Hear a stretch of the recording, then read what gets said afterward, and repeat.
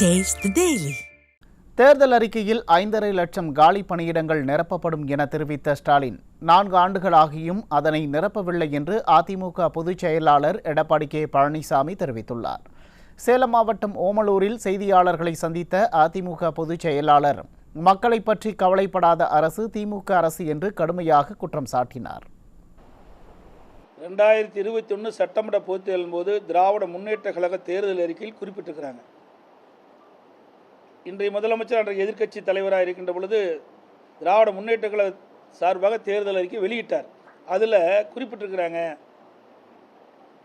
அரசு காலி பணியிடங்கள் 3 லட்சம், அரசு சார்ந்த துறையினுடைய காலி பணியிடங்கள் 2 லட்சம், மொத்தம் 5.5 லட்சம் பணியிடங்கள் காலியாக இருப்பதாக தெரிவித்திருக்கின்றார்கள்.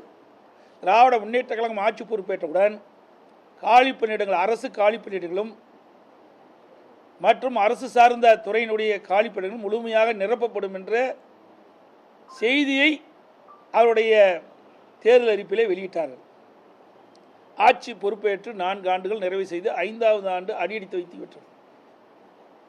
இந்த 4 ஆண்டுகளில் திராவிட முன்னேற்ற கழக ஆட்சியில் அரசு பணியிடங்கள் சுமார் 50,000 பணியிடங்கள் நிரப்பப்பட்டதாக அண்மையில் நடைபெற்ற மானிய கோரிக்கையிலே தெரிவிக்கப்பட்டிருக்கின்றது. அதே போல் அரசு சார்ந்த பணியிடங்கள் சுமார் 28,000 பணியிடங்கள் நிரப்பப்பட்டதாக தெரிவித்திருக்கிறார்கள்.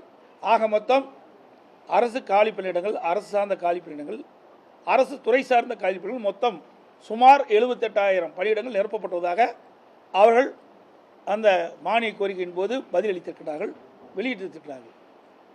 ஆனால் இந்த 4 வருட காலமாக ஓய்வு பெற்றோட எண்ணிக்கை 50,000 ஆகிப்போச்சு. அதை அவர்கள் குறிப்பிடவே இல்லை.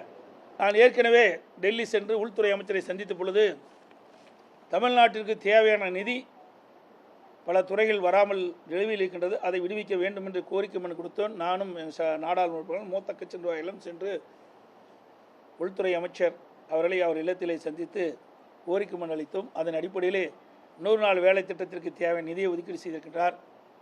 அதோடு மெட்ரோ ரயில் திட்டம் கட்டம் 2க்கு நிலுவை நிதி அதையும் ஒதுக்கீடு செய்திருக்கின்றார். ஜாதிவாரி கணக்கெடுப்பு எடுக்க வேண்டும் என்று அண்மையில் அறிவித்திருக்கின்றார். ஆக நாங்கள் கொடுக்கப்பட்ட சில கோரிக்கைகள் இன்றைக்கு நிறைவேற்றப்பட்டிருக்கின்றன.